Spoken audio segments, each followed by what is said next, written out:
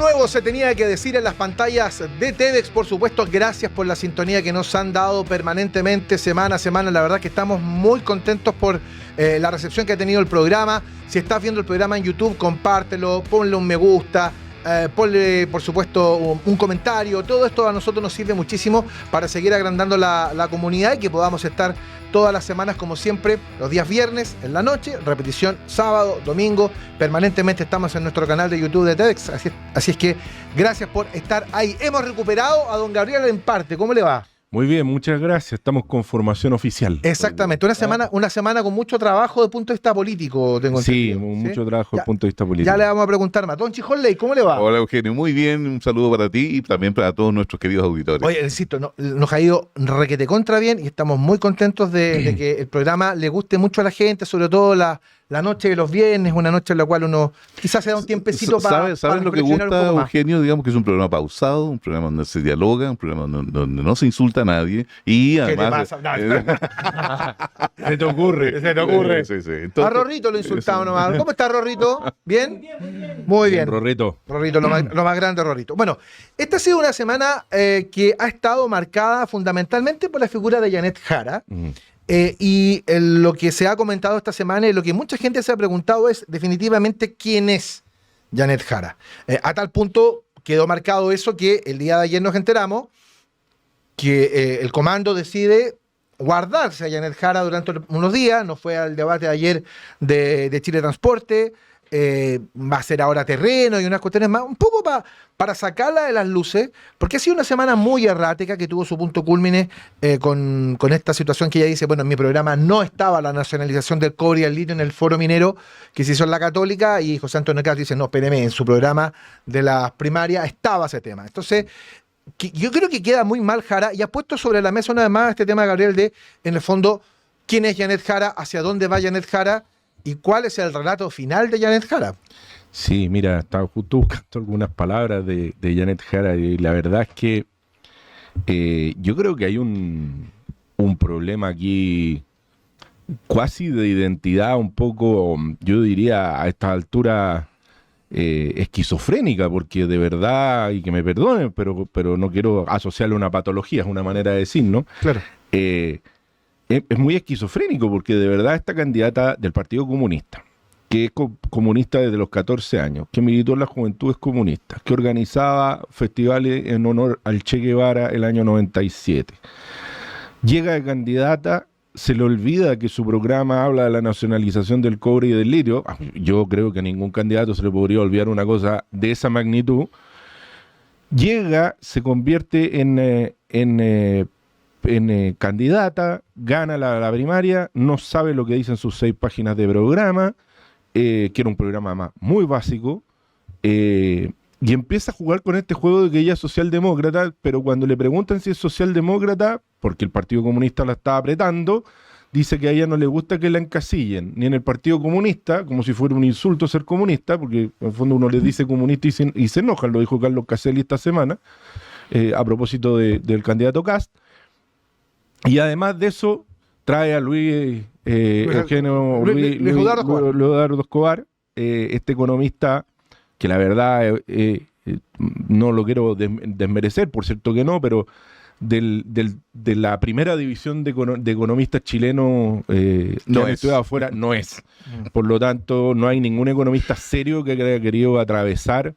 Y en el mundo de la exconcertación hay muchísimos que ya han dicho que no. Está con Osvaldo Rosales, ¿no? Que me parece... Osvaldo Rosales, sí, Osvaldo Rosales, pero Osvaldo Rosales pertenece a una generación anterior a esa primera división, porque él es más cepaliano, digamos, él viene de ese mundo, él estuvo a cargo de la Direcon. de la Direcon y del programa económico de Alejandro Guillén en la candidatura de ese tiempo. Y además... Luis Eduardo Escobar sale diciendo, las cifras de desempleo son un desastre. Entonces cualquiera que sepa sabe que las cifras de desempleo han aumentado por los costos laborales para contratar y la regulación laboral para contratar. Uno se pregunta quién es el responsable de eso y dice, el ministro mismo, del Trabajo. Yo mismo lo dije en la reforma previsional, yo no estuve de acuerdo con la reforma previsional fundamentalmente por un punto, porque nadie logró explicar, ni el ministro Marcel en el Congreso, cuando se votó en 2 días la reforma, cuál iba a ser el impacto en el empleo. Ya el impacto es muy alto. Después criticó a los diputados oficialistas por ir al Tribunal Constitucional con la ley de permisología. Después criticó la cantidad de ministerios, algo que es tremendamente sensible en ese mundo. Y después criticó el sistema de evaluación ambiental. O sea, de verdad, el señor Escobar... Está para el programa económico No, de caso, de hecho, cuando hace esto, cita a Vittorio Corvo, expresidente del Banco Central, asesor de Belín Matei. Entonces, de verdad, todo este cuento ya de la jaraneta es medio esquizofrénico porque uno no sabe para dónde va ella, cuánto va a aguantar el Partido Comunista, este chaparrón, y cuánto va a aguantar la nueva mayoría en una cosa que es impegable. Porque esto es como esas cosas que uno trata de pegar con un pegamento que no pega. Entonces, y bueno, y el Partido Comunista ya la sacó de la primera línea esta semana, después del error gravísimo que tuvo, y va a tener Consejo General este fin de semana extraordinario. Sí, fíjate, Chejón, que con Jara, mira, Jara creo que esta semana ha terminado por mostrar su primer flanco débil. Su primer flanco débil tiene que ver que con... no es uno solo, pero sí, a mí me varios. parece que es muy serio, Sí. que es el flanco programático. Ujú. Porque la respuesta a lo que decía Gabriel a lo mejor era sencilla. Si me sabes qué, bueno, esto quizá no va a sonar muy bonito, pero era básicamente desmerecer los programas que se presentan en las elecciones primarias. Es decir, este es el programa de la primaria, pero yo dije, después de haber ganado, que esto se iba a resetear, y por lo tanto estamos en elaboración. Pero además la afirmación la hace ella. Pero cuando ella dice es un error y no lo vamos... O sea, ella está diciendo que la nacionalización del cobre y del litio, que son aspiraciones del Partido Comunista Tremendamente de toda la sentidas. vida, Perdona. dice que es un error. Es que dice que es un error, pero primero ella saca el punto, dice que es un error, pero ella hace una afirmación contra el candidato Kast diciendo que no es un error que él haya planteado eso porque eso no estaba en el programa.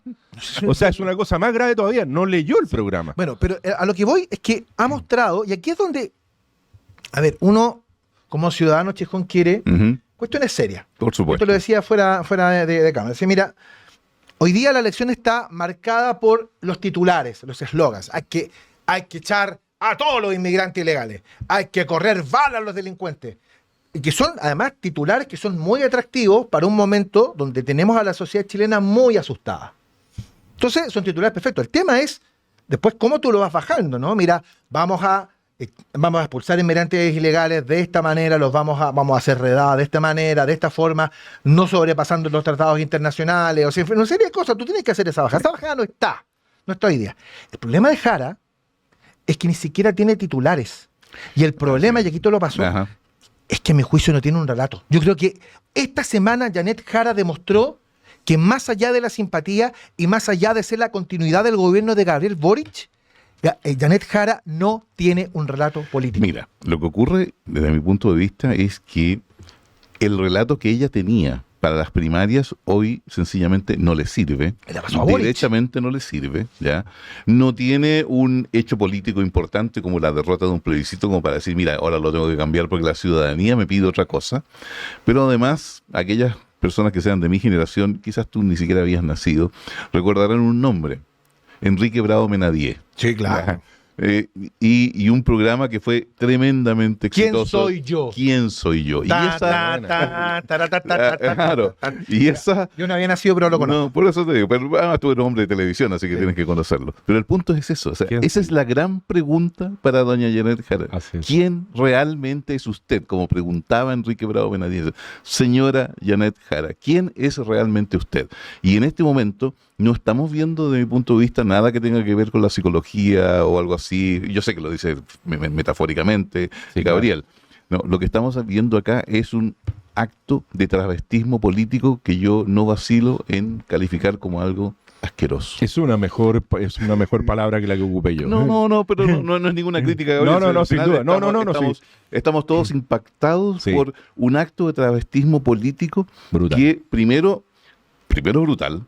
Segundo, refleja una personalidad de alguien en quien no se puede confiar. Porque si yo, hasta el día de ayer, estoy diciendo o estoy postulando A, B y C, y resulta que ahora, por necesidades políticas, estoy diciendo de que lo que hay que hacer es X, Y y Z, todo el mundo tiene el derecho de apuntarme con el dedo y decirme, ¿sabe, señor? Está bien, usted tiene derecho de cambiar de opinión, pero tiene que justificar por qué cambia de opinión.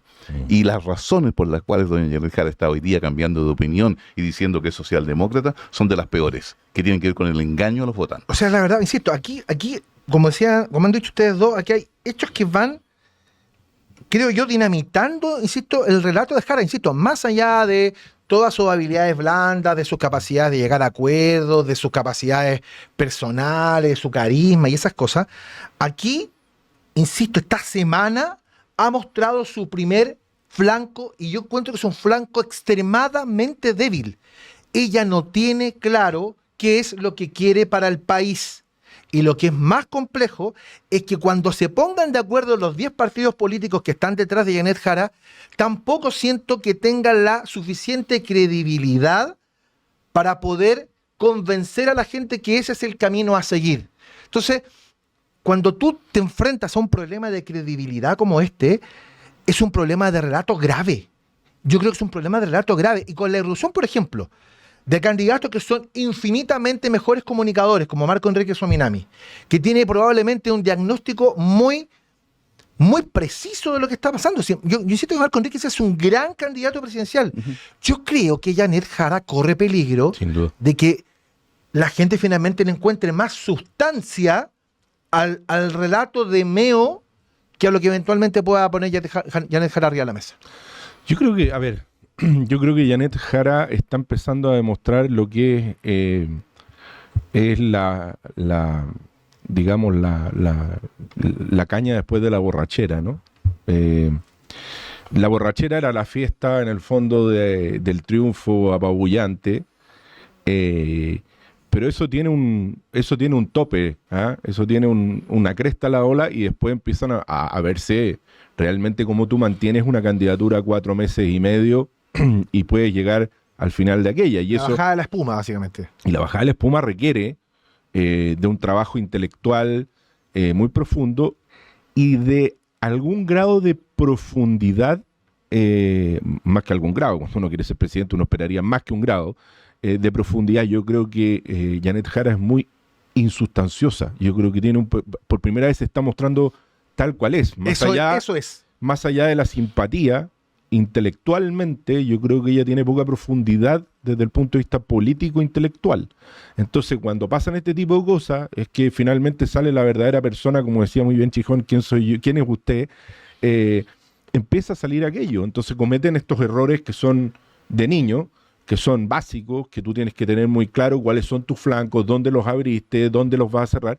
Y lo segundo, que yo concuerdo con usted, es un problema de relato, pero es un problema de relato que ya entró en una fase en que pasas ya con el problema de Escobar y con los dichos de Escobar y con el tema del litio y el cobre en su primer programa, pasa ya a lo risible. Y cuando un candidato cae en lo risible, en el meme, o sea, cuando un candidato ya pasa a ser muy rápido una figura de la cual reírse de su contenido, el contenido empieza a perder todo contenido. Bueno, ya le pasó esta semana cuando Janet Jara dijo: yo provengo de un lugar que no promueve el odio. Todo el mundo se acordó del estallido, sí, y fue como... Y además, eso es otro tema. Ella esta semana no solamente dijo lo de que ella proviene de un lugar que no promueve el odio. No voy a decir mucho más porque los televidentes necesitan escuchar tres países nomás: Cuba, Nicaragua, Corea del Norte, Venezuela. Y si sumamos a Corea del Norte podemos ponerle más. Entonces, es más de Artés Corea del Norte, me parece. Sí, Artés es más coreano del norte. Pero bueno, yo creo que ella está mostrando la insustancia que tiene, la falta de preparación para enfrentar una campaña presidencial. Recordemos que Janet Jara, su único cargo más relevante fue ser subsecretaria del Trabajo, ministra del Trabajo, que está bien, es una buena experiencia, pero su análisis del país es bastante propio, además de la continuidad de este gobierno y de la banalidad de este gobierno, de la banalidad en la profundidad de los temas. Ella representa muy bien algo de esta generación, de este gobierno, que es la banalidad, la incapacidad de entrar profundamente en los temas y tener una mirada más más intelectual de lo que ocurre. Es que aquí lo que dice Gabriel es súper importante. Ojalá que la gente lo entienda en la casa, porque, a ver, yo vuelvo a decir, yo entiendo que estamos viviendo momentos muy tensos como país y como sociedad. Momentos donde hay mucho miedo, hay miedo a perder la pega, hay miedo a salir a la calle que te peguen un tunazo, que valen a tu cabro chico, están matando a gente en la calle, eso es alguna cosa que está pasando. Pero es en este tipo de cosas, cuando queda muy en evidencia de que, como dice Gabriel, utiliza la palabra maravillosa, insustancioso, una candidatura que no tiene sustancia, eso deja en evidencia... No, y perdona, y que no ha podido construirla, porque el relato está tan tensado en este momento entre el Partido Comunista y la nueva y los otros partidos de la coalición, desde la ADC hasta el PS, está tan tenso, está tan tensada esa cuerda, que el relato tampoco está construyéndose, porque nadie quiere construirlo. En el fondo, ella trata de estirarse hacia la derecha, digamos, del arco político, tratando de ser socialdemócrata y capturando el voto PPD, DC, pero desde ahí nadie le provee la información para generar un programa que convenza, y cuando genere ese programa, o trata de generar dichos que permitan asegurar que ella es socialdemócrata, el Partido Comunista la tira desde el otro lado. Sí, pues es que ahí está el tema. Es en este tipo de cosas donde se nota que no hay equipo. Sí, claro. No hay equipo. Entonces, cuando tú vas a hacer gobierno, tú tienes que mostrar no solamente una ruta clara, no solo tienes que mostrar un relato claro, un diagnóstico preciso que empatice con la gente, sino que tú tienes que tener un equipo que te diga cómo, cuándo, en qué plazo y de qué manera. Y eso Jara no lo tiene. Me parece que hay otras candidaturas que tampoco lo tienen en este momento.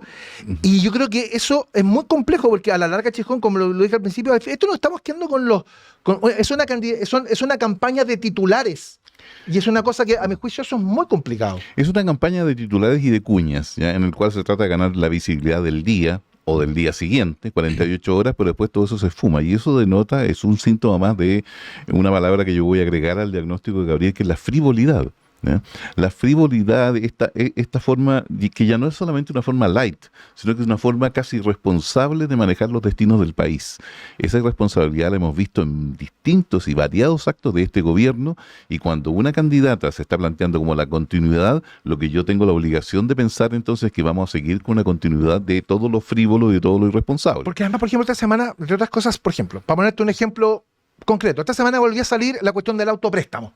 Ah, sí. Cuando todo el mundo sabe que el retiro de los fondos previsionales, incluso la misma gente del Frente Amplio, dijo, no, en realidad creo que metimos las patas con haber sacado más plata, ya, ok, perfecto. Y volvemos a la misma cosa, y volvemos a lo mismo. Entonces, claro, son cuñas populares, atractivas, que te paran la oreja. Populares y populistas. Claro, digamos. en un Ahora, momento... ahí hay un candidato, y hay que decirlo, no es una crítica política que se entienda y no personal, ¿no? Si todo esto uno está haciendo una crítica política. A mí me sorprende el nivel de populismo. Populismo es cuando yo prometo cosas que son imposibles de cumplir, muy propio de la política latinoamericana y del caudillo, que está centrado en él, de Franco Parisi. O sea, creo que en esta campaña incluso ha pasado límites que en la primera campaña, o en la campaña anterior, no transgredió. El tema, por ejemplo, del retiro de fondos previsionales, del autopréstamo, finalmente. Impresionante, solamente para atraer una figura como Pamela Giles, que siempre ha estado en ese punto. Después de eso, frases como voy a devolver a los inmigrantes caminando de vuelta. ¿Caminando dónde? La reconducción fueron 6.000 personas el año pasado, entiendo, 6.000 personas que se pudieron reconducir a Bolivia. Eso requiere de una solución que es más que decir voy a mandarlos caminando de vuelta, requiere de un trabajo con Bolivia, que además va a requerir de un trabajo con Bolivia, con el nuevo gobierno boliviano, un trabajo diplomático. Interesante ayer que haya estado, por ejemplo, el canciller y el presidente del Senado en la conmemoración del bicentenario de Bolivia en el 6 de agosto de 1825.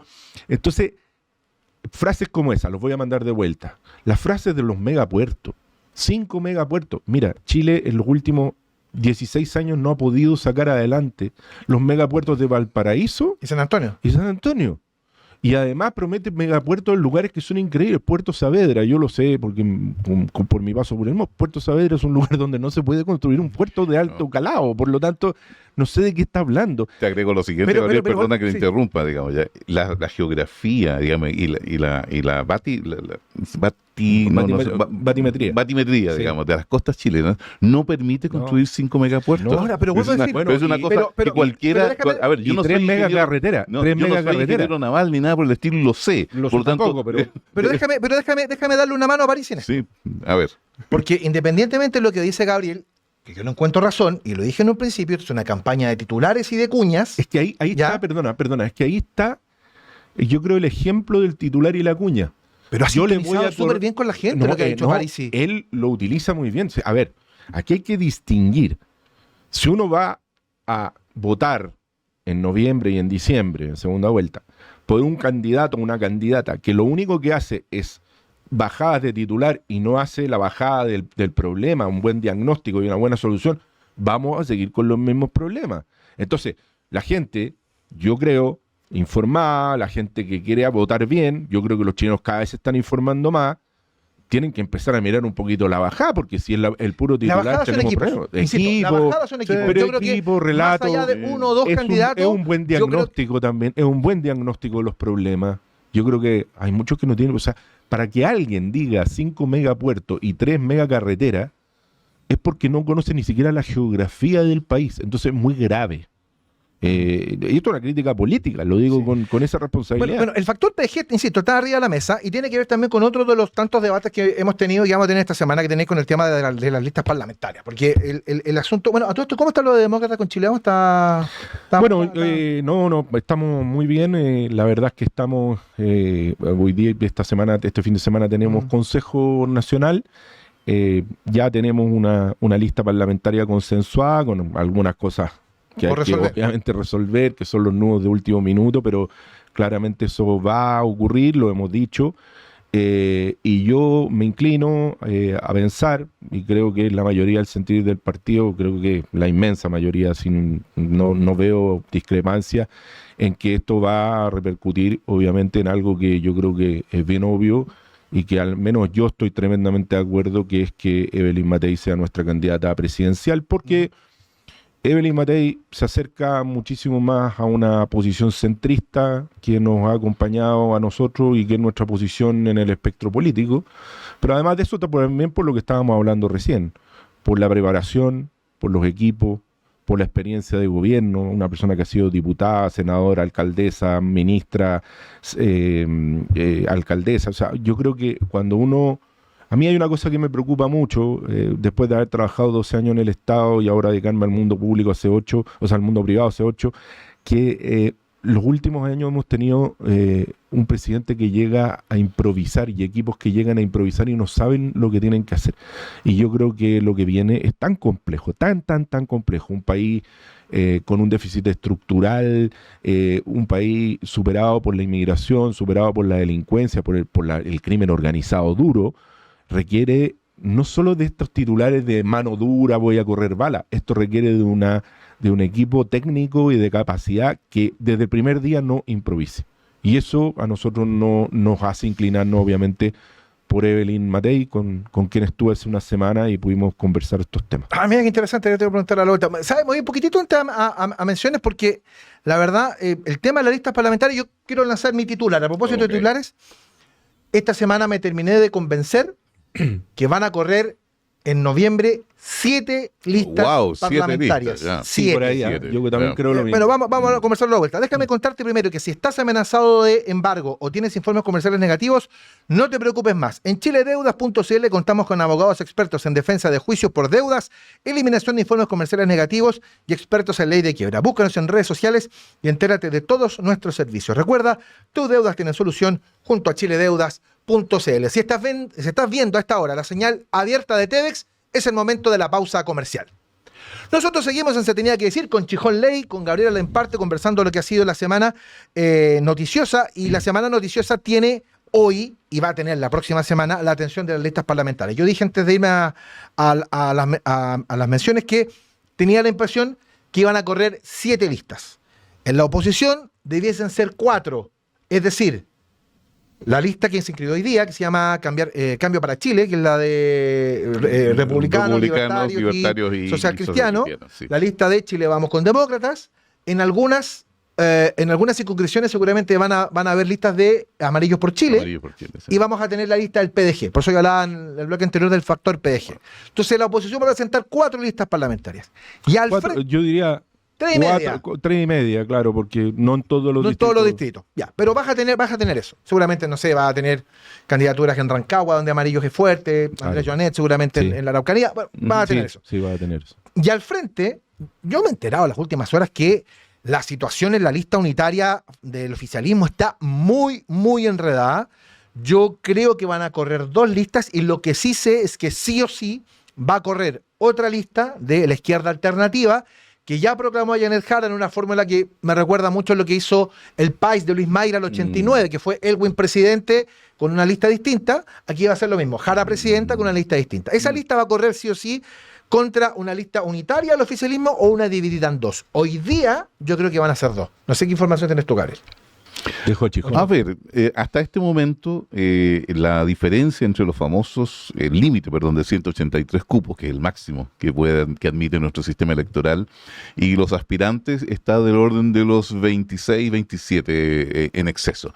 Pero esos 26 o 27 son de tal peso político que hace muy difícil de que finalmente pueda llegarse solamente en una semana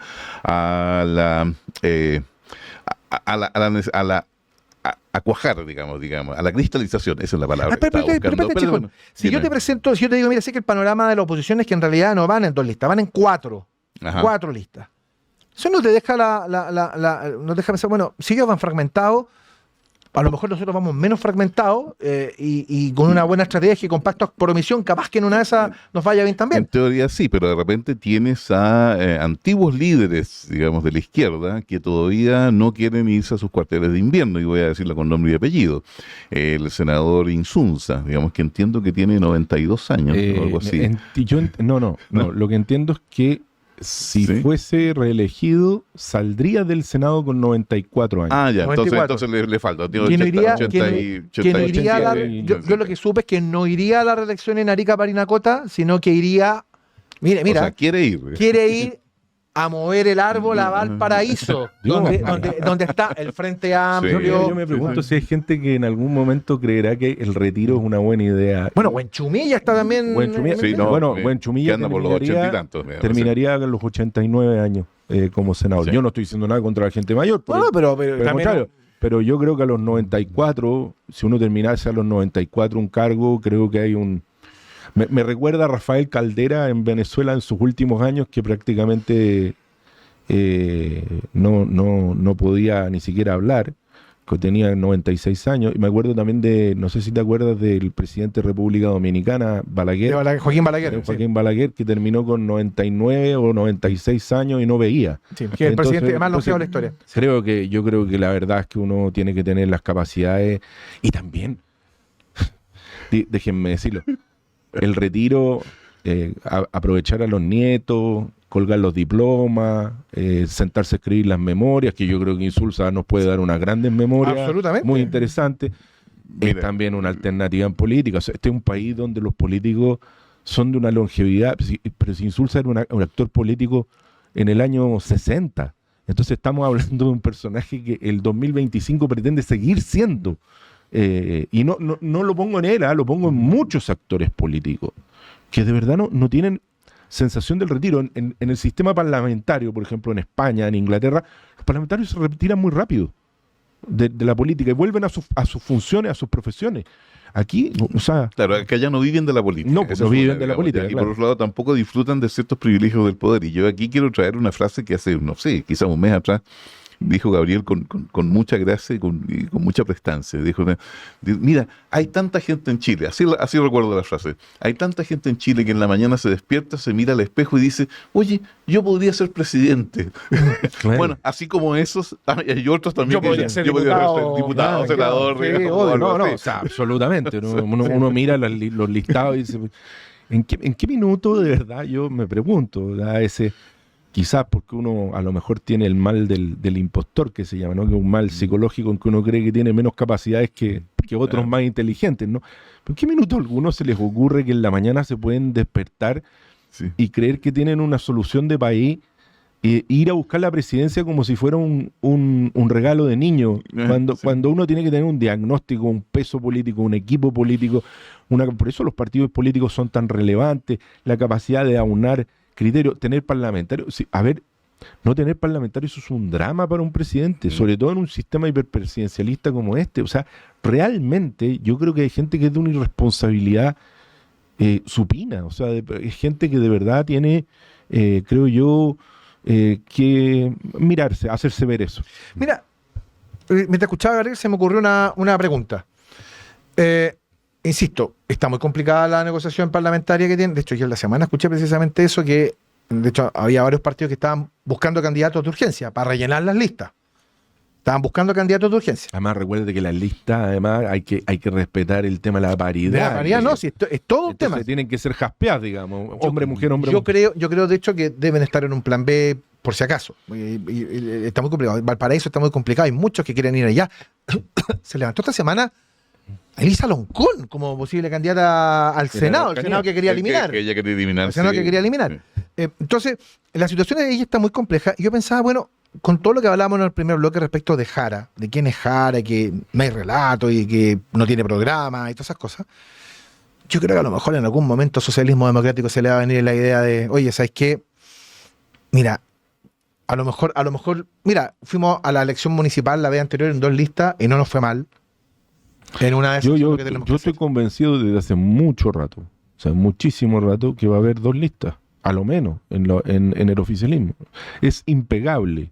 Lo estamos viendo en la campaña de Jara. Además, no hay nadie tampoco que pueda, no hay un liderazgo que pueda articular la capacidad de tener una lista. Si Jara no lo puede articular por las razones que explicamos. Bueno, Carmona tampoco ayuda mucho. La tolerancia cero dijo que ratificó que el Partido Comunista era un partido de orientación marxista-leninista, y en la semana cuando la compararon en el debate de Clapes con Jadwe, y Yandel Jara dice, oiga, yo me veo como Jadwe, y sale Carmona diciendo, oiga, perdóneme, la señora Jara y el señor Jadwe pertenecen al mismo partido. No, y por el otro lado tú tienes a la Democracia Cristiana, que le prometieron 22 cupos y con suerte le van a dar 6. Bueno, y el presidente Frey que le dio vuelta a la espalda. Ese otro temazo. Yo ahí, Chijón, lo dejo a usted. Para que, usted que tiene más canas que yo.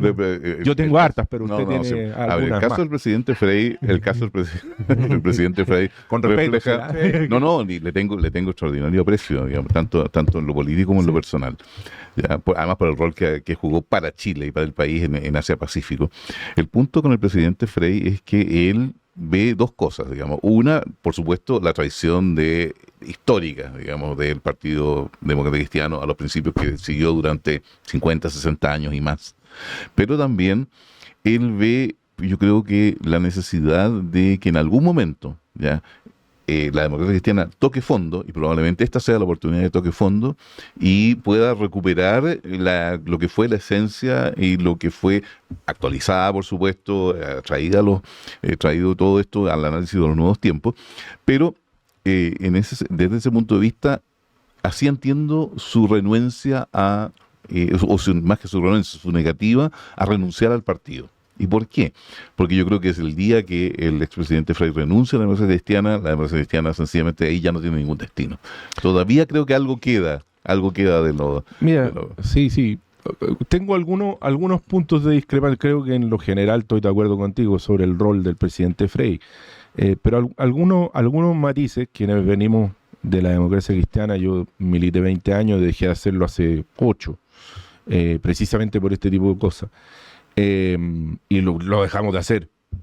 O sea, yo creo que el presidente Frey queda ahí, yo lo digo porque lo conozco mucho y tenemos una relación bien cercana. El presidente Frey está ahí por un tema también de nostalgia política, digámoslo. O sea, él ha sido militante toda la vida, su padre fue el fundador, fue uno de los 3 expresidentes, pero recordemos que, por ejemplo, Mariana Elwin hace mucho rato se fue como hija de Patricio Elwin de la democracia cristiana. Entonces, yo creo que se hace bien difícil que podamos tener eso. Ahora, yo creo que Frei, desde el punto de vista político, desde el punto de vista político, que se entienda bien, por Dios que ha envejecido bien. Este liderazgo consecuente, porque lo que Frei hace al decir que la democracia cristiana ha transgredido sus más mínimos, sus máximas más potentes, sus principios ideológicos más potentes para lo que se creó como una decisión del Partido Conservador, la Falange, él está siendo consecuente no solo con el partido, no solamente con la historia, sino con lo que él ya había sido consecuente el 4 de septiembre del 2022 en el plebiscito constitucional, en el primero del mamarracho constitucional, de ese desastre de texto, cuando él fue clarísimo en llamar a votar rechazo al texto, contra la opinión de la democracia cristiana, que lo pasó al Tribunal Supremo. Y que además incluso llegó al paroxismo a pasar a un expresidente de la República, hijo de un fundador, al Tribunal Supremo. Y cuando se expulsa a Jimena Rincón y a Matías Walker por decir también rechazo, yo dije, este fallo, misma razón, misma disposición. Y resulta que con Frei no era la misma razón y la misma disposición, era una cosa realmente ridícula. Pero más allá de esos detalles, yo creo que Eduardo Frei es un liderazgo muy importante, un liderazgo ético muy importante, y además una voz que va quedando después de la muerte del presidente Piñera, después de la muerte del presidente Elwin. Es una voz que va y el retiro político del presidente Lagos, también hay que decirlo, es una voz muy importante en la política nacional y en su tema, todo el tema internacional. Ahora, salió a pegarle igual, Carlos Carriola dijo, oiga, pero ahora, perdona, señor... mi discrepancia con Chijona, yo creo que, habiendo conocido el partido, no creo que esta reacción del presidente Frei haya sido una manera de pensar que se puede recuperar el partido y devolverse a su origen. Yo creo que no es eso, yo creo que es más bien un tema nostálgico, porque no creo que la democracia cristiana pueda volver ya. Ya, ¿tú crees que hay un camino ya de no retorno? Yo creo que él está haciendo el testimonio de lo que la DC dejó de ser y para qué fue creada. Bueno, Aedo dijo esta semana, le pegó un palo medio... Perdona que diga esto, perdona que te interrumpa, pero cuando Aedo le dice traidor al presidente Eduardo Frei Ruiz Tagle, sencillamente se me ocurren tantos epítetos, pero no porque Aedo sea un traidor y haya llevado a la democracia. Aedo también votó rechazo. No por las conductas de Aedo ahora ni en el rechazo, no.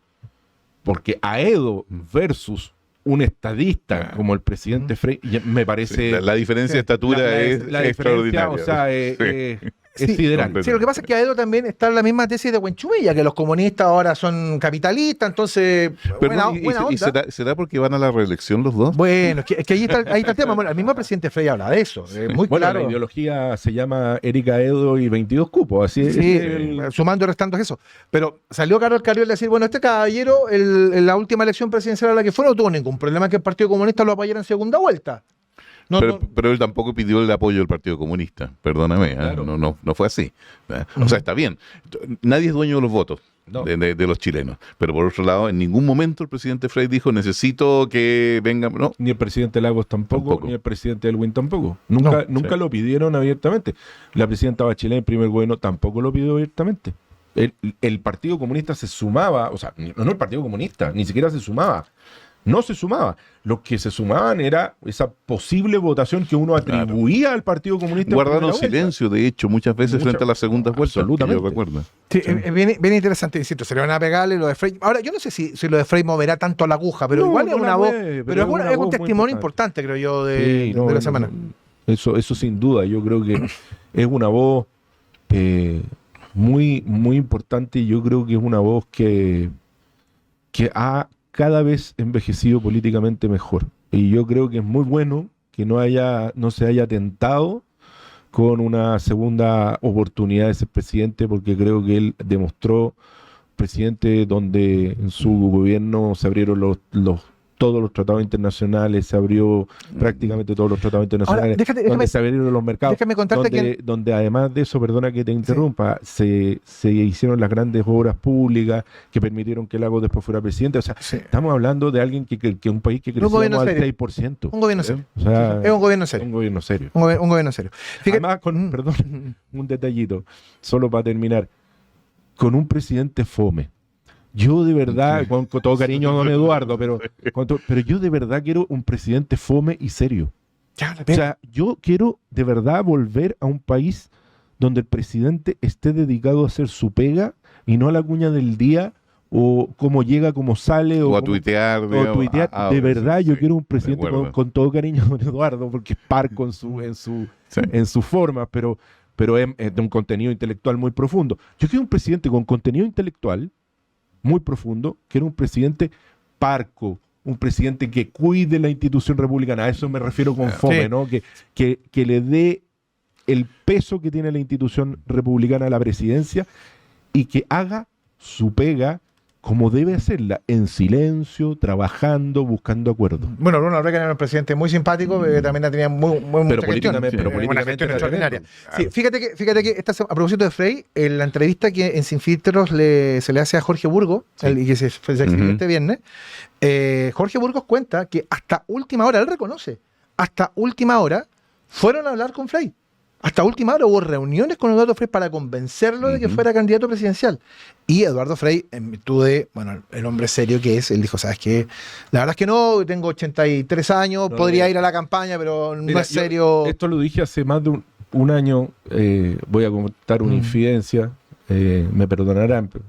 Yo hace más de un año tuve una comida con el presidente Frei, una comida muy simpática, más bien de camaradería, con muy poquita gente, éramos muy poquitos.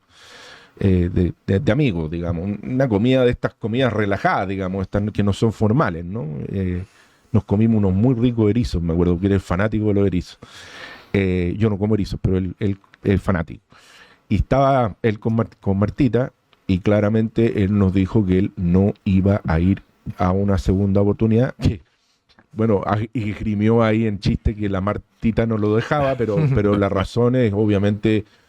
Primero, yo creo una razón política, no tiene ningún sentido una segunda presidencia. Lo fueron a buscar hasta último momento, pero hasta último minuto él dijo que no. Y eso yo te lo puedo asegurar porque por razones obvias sé. Claro, por supuesto. Por relaciones de amistad y todo eso. Como venía a la mano. Sí.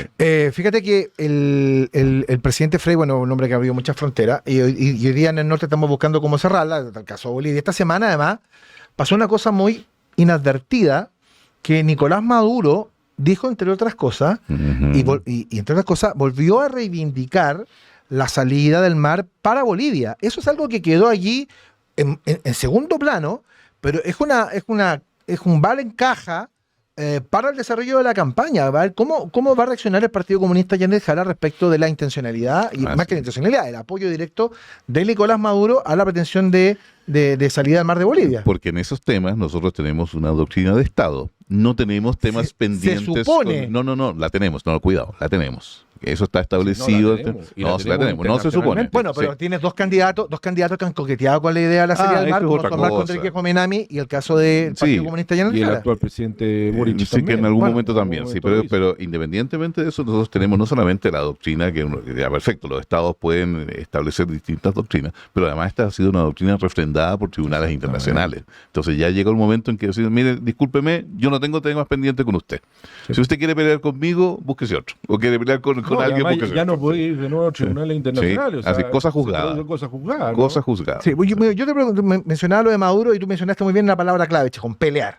Porque en las últimas horas también, y esto tiene un rebote en toda lo que puede ser la campaña chilena, pero tiene un rebote respecto a la realidad chilena. Estados Unidos, el gobierno de Trump en particular, le puso precio de $50 millones a la cabeza de Nicolás Maduro. Y hoy día en la mañana escuchaba a Eduardo... Eso fue ayer jueves. Sí, escuchaba a Eduardo Feynman en la mañana decir que es la recompensa más alta que se le haya dado jamás por alguien, incluso más alto que lo que se ofreció por la cabeza de Osama Bin Laden. Y esto tiene que ver con una declaración, que ahí tú explícamelo mejor, respecto de de que a Maduro se le considera la cabeza del cartel de los soles. A ver, y te agrego más. Hoy viernes en la mañana, digamos, el presidente Trump firmó una nueva orden ejecutiva, de las muchas que firma, digamos, en el cual le da instrucciones específicas al Pentágono y lo autoriza para desarrollar operaciones militares en contra de los carteles de la droga sudamericanos, o latinoamericanos, creo que es la palabra que utiliza. ¿Qué significa eso? De que ahora ya no solamente está la recompensa para quien otorgue las informaciones o haga todo lo que es posible para contribuir ¿cómo se llama?, a la captura de Nicolás Maduro, sino también autoriza a que el ejército norteamericano, los Marines, en cualquier circunstancia que se pueda dar, lo capturen. Eso es nuevo. Además que puede generar una cosa interesante. Esa cantidad de plata puede hacer que muchos al interior del gobierno venezolano la piensen. O sea, sí. Creo que ahí está puesto el gancho. No es que alguien vaya a ir a buscarlo, sino más bien a la traición por la plata. A la traición por la plata. Es muchísima plata, ¿no? Entonces, claro, él es, además hay que sumarle a lo que dice Chijón, que Donald Trump ya declaró a varias organizaciones del crimen organizado latinoamericano, entre ellos el Tren de Aragua, entre ellos el Cartel de los Soles, organizaciones terroristas. Entonces, la aplicación de las normas es bien distinta cuando tú eres una organización criminal, cuando eres una organización terrorista. Claro, porque en ese sentido lo que hace Estados Unidos es, claro, como apunta a la organización, y esto lo considera un asunto de seguridad nacional, entonces, claro, es ahí donde se producen todas estas órdenes ejecutivas que dicen, bueno, vamos detrás de esta gente independientemente de quién sea. Ahora, yo no sé si, yo no veo, o sea, yo creo que podría producirse una crisis internacional de proporciones si es que llega a producirse una, no sé, estoy pensando como en Eichmann, por ejemplo, que a Eichmann lo toman solo en Argentina. Agregarle un pelo a la sopa porque la crisis internacional de cualquier intervención de la naturaleza que sea en Venezuela incluye de pasada a Rusia, a China y a Irán. Y a Irán, sí. Entonces, o sea, claro, dejémoslo ahí. O sea, te agrego un tema más. Está el TIAR, el Tratado Interamericano de Asistencia Recíproca, que tiene una cierta equivalencia a la cláusula número 5 de la OTAN. Entonces, hay varias cosas ahí que... Claro, lo que pasa es que desde el minuto en que Chijón dice, mira, a ver, está identificado Maduro como la cabeza del cartel de los soles junto con Diosdado Cabello, y hay una autorización para ejercer acciones militares sobre ellos. Sí. Bueno, de hecho, esta semana Cabello estuvo hablando, lo viene RT, yo soy fanático de RT. Yeah. Me encanta. Esta semana fue denunciado otra conspiración contra una alta autoridad del Estado. No fueron capaces los rusos de decir quién. Además, creo que hay una cumbre en Arabia Saudita entre poco entre Trump y Putin. Pero el asunto es que si tú tienes que identificar a estas dos personas y resulta que estás dando autorización para que militarmente puedas intervenir para llevártelo, el costo es muy alto. Claro, el costo geopolítico es muy alto. Sí, efectivamente. Además, ahí empiezan a ocurrir otras cosas, digamos. Ya es claro que en el punto de vista económico hoy, y especialmente en el comercio internacional, estamos viendo una nueva era. Comenzó hoy día una nueva era, no necesariamente una era antiglobalización, pero sí es una era en donde el libre comercio, como se concibió hasta el año pasado, hoy ya no existe, ¿ya? Pregunta abierta, ¿irá a devenir esto en una política comercial de bloques? Todavía no lo sabemos, es posible, ¿ya? Pero independientemente de eso, junto con la parte económica también está la parte geopolítica y política. Estados Unidos se está resistiendo con todas sus fuerzas, digamos, a ser desplazado del lugar hegemónico que tuvo durante el siglo XX, especialmente después de la Segunda Guerra Mundial. ¿Cuánto éxito va a tener en eso? ¿Cuánto éxito va a tener el multilateralismo del cual se está hablando hoy día? Todavía también es una pregunta abierta, pero estamos viviendo tiempos turbulentos que son normales cuando ocurren estos cambios. Sí, a mí me deja preocupado eso, porque la hegemonía está siendo amenazada básicamente por China. China tiene una capacidad económica infinita y claro, yo lo decía el otro día, ¿a dónde está yendo el Frente Amplio hoy día? ¿Cuáles son sus referencias? ¿A dónde está yendo el Partido Comunista Chileno? No está yendo a Varadero a ver cómo se caen las casas, no está yendo a Nicaragua, no, está yendo a China, donde tenéis robots que te bailan cancán. Entonces, estamos hablando de una potencia económica, una potencia tecnológica muy avanzada. Y claro, es fantástico eso, pero el problema es que culturalmente son una dictadura, viven bajo una autocracia, claro.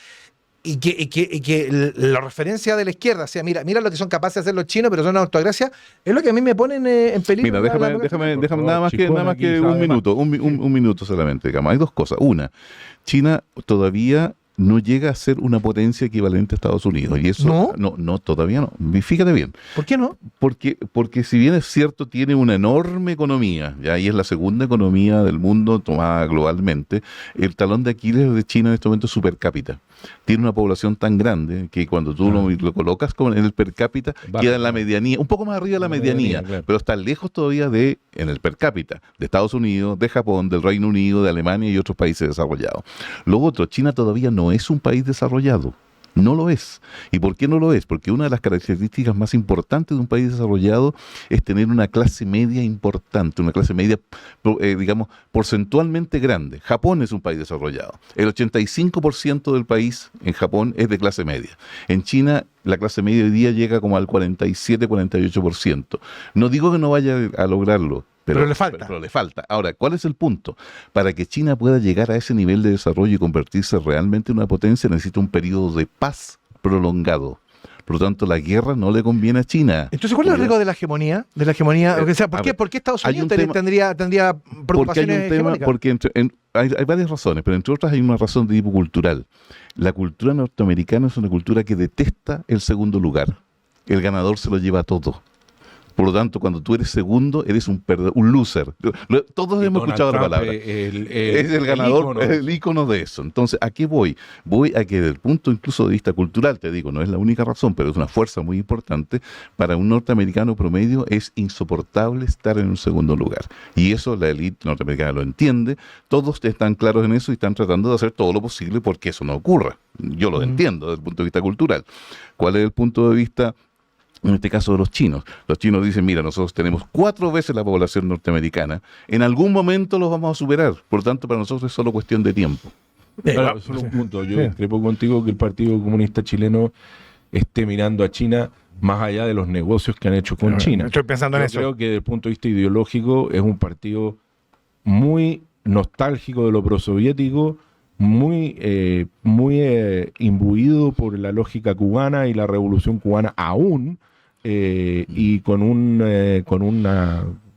claro despliegue por la dictadura venezolana, la dictadura nicaragüense. De la cual dependen además financieramente. Además. Sí. Me tengo que ir, solo 20 segundos, para que me acaban de decir, oye, dijiste que Gabriel le iba a contar cómo estuvo la reunión con Matei, 20 segundos, ¿cómo viste a Evelyn Matei?